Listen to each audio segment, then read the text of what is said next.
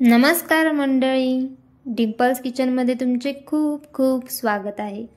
आज आपण जराही तुपाचा वापर न करता प्रोटीनने भरपूर असे खुसखुशीत महिनाभर सहज टिकणारे गुळ शेंगदाण्याचे लाडू कसे बनवायचे ते बघणार आहोत। या लाडूला जास्त काही साहित्य लागत नाही, फक्त 2च जिन्नसमध्ये एकदम मस्त लाडू तयार होतात। चला तर मग वेळ न घालवता रेसिपीला सुरुवात करूयात। गुळ शेंगदाण्याचे लाडू बनवण्यासाठी इथे मी 1 कप शेंगदाणे घेतले आहे। घरातील एखादी कोणतीही वाटी किंवा कपाने सगळी जिन्नस आपण मोजून घेणार आहोत, म्हणजे प्रमाण चुकणार नाही। सगळ्यात आधी आपल्याला शेंगदाणे भाजून घ्यायचे आहे। त्यासाठी इथे मी पॅन गरम करत ठेवला आहे।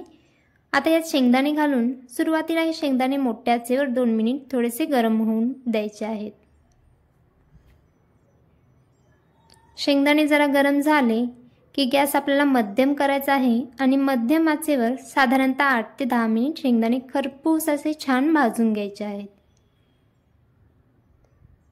शेंगदाण्याचे लाडू जास्त दिवस टिकवायचे असतील तर शेंगदाणे चांगले भाजणे ही खूप गरजेचे आहे।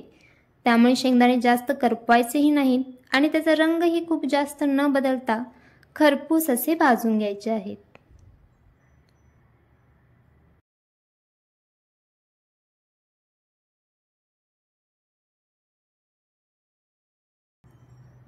इथे तुम्ही बघू शकता 8 मिनिट नंतर शेंगदाणे एकदम छान खरपूस भाजले गेले आहेत। आता हे गार होण्यासाठी दुसऱ्या प्लेटमध्ये काढून ठेवू।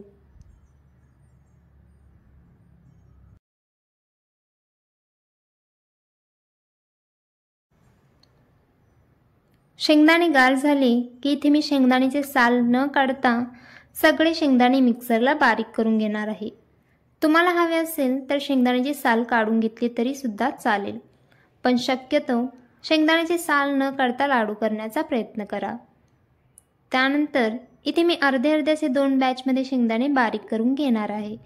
त्यामुळे अर्धे शेंगदाणे मिक्सरच्या भांड्यात काढून सुरुवातीला अजिबात गूळ न घालता बारीक कूट करून घ्यायचा आहे। अशा पद्धतीने शेंगदाण्याचा कूट करून घेतला आहे। आता यात गूळ घालून घ्यायचा आहे।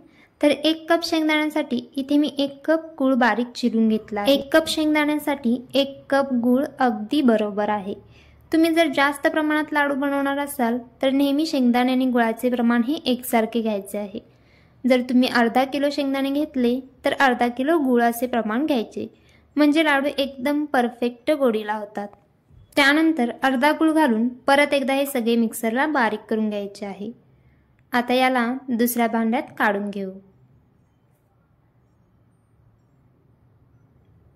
सारख्याच पद्धतीने उरलेले शेंगदाणे आणि गूळ मिक्सरला मी बारीक करून घेणार आहे।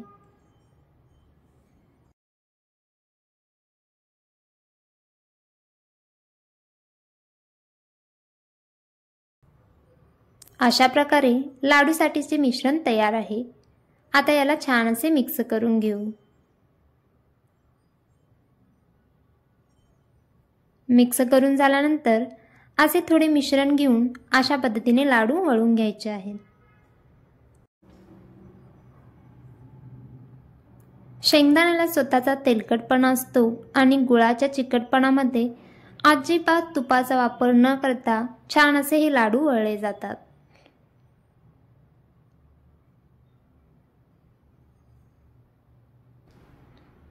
थोडेसे हातावर असे फिरवून घ्यायचे, म्हणजे बरोबर लाडूचा गोल आकार तयार होतो।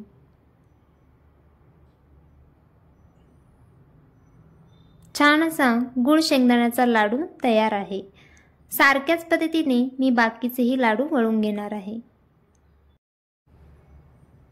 एकदम परफेक्ट, पौष्टिक आणि खुसखुशीत असे गुळ शेंगदाण्याचे लाडू तयार आहेत।